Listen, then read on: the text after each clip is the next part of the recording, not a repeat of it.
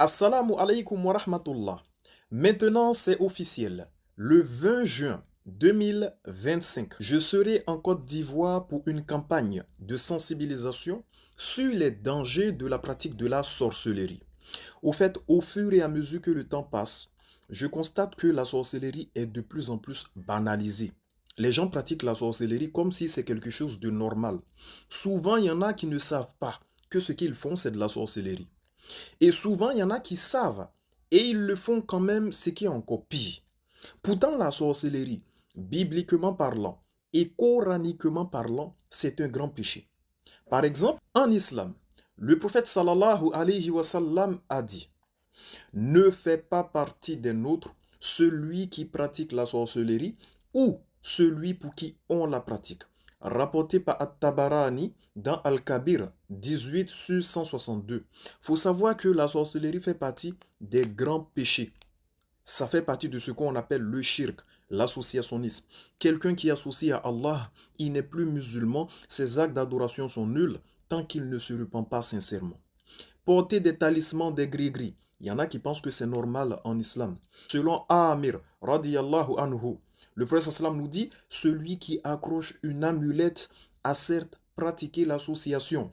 Rapporté par Ahmad et authentifié par Sheikh Al-Albani dans la Silsila Sahih numéro 492. La voyance. Dans un hadith, le prophète sallallahu alayhi wa sallam nous a interdit de visiter les voyants et tous ceux qui prétendent connaître l'avenir en ces thèmes.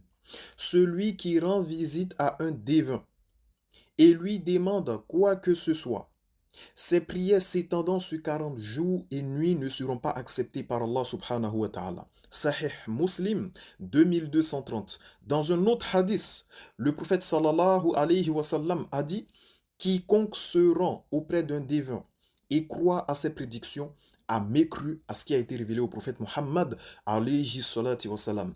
Rapporté par At-Tirmidhi 135 et Abu Daoud 3904. Quand nous lisons Exode chapitre 22 verset 18, je cite: tu ne laisseras point vivre le magicien. Parce que la pratique de la magie est un grand péché, même dans la Bible. Lévitique chapitre 19, le verset 26. Vous ne pratiquerez ni enchantement, ni divination, parce que c'est un grand péché. Quand on lit Apocalypse chapitre 21, verset 8, on comprend que les sorciers font partie de ceux qui seront jetés dans les tanks de feu. Donc il y a plusieurs textes qui condamnent fermement la pratique de la sorcellerie, la pratique de la voyance et tout ce qui a un lien avec le shirk. Allah subhanahu wa ta'ala nous dit dans la sourate 98 au verset 6: Innal ladhina kafaru min ahlil kitabi wal mushrikin fin nari jahannama khalidina fiha ulaika hum sharrul bariya. Ceux qui ont mécru parmi les gens du livre, ainsi que les mushrikin, les associateurs, ceux qui pratiquent la sorcellerie, ceux qui pratiquent la voyance, ceux qui portent les talismans gris-gris, qui portent des objets de protection de chance, qui font des sacrifices pour les djinns, etc. Ceux-là, Allah Ta'ala nous dit: fin nari jahannama khalidina fiha ulaika hum sharrul bariya. Ils iront tout droit en enfer, là où ils demeureront pour l'éternité, et qu'Allah Ta'ala nous en préserve. Donc si vous prenez déjà conscience, il faut se repentir sincèrement. Et l'objectif de cette campagne sera de sensibiliser les gens sur les dangers de ces pratiques. Quand tu fais ce genre de choses, il y a des conséquences directes sur ta vie, sur ta foi. La pratique de la sorcellerie annule les actions, ça annule la foi. Et cela a des conséquences. Allah subhanahu wa ta'ala nous dit dans la sourate 72 au verset 6: il y avait des mâles parmi les hommes qui vont chercher refuge auprès des mâles parmi les djinns, mais cela ne fit qu'accentuer leur détresse. Et quand on parle des djinns, on parle aussi des sorciers, des voyants, parce que ceux-là ont recours aux djinns. Qu'Allah Ta'ala nous préserve. Si vous êtes victime de sorcellerie, vous êtes victime d'attaques de djinns, vous êtes victime du mauvais œil, etc., il y a des solutions en islam qui sont efficaces. Dans un hadith authentique, d'après Aïcha radiyallahu anha, le prophète sallallahu alayhi wa sallam nous a ordonné de faire la ruqya contre le mauvais œil.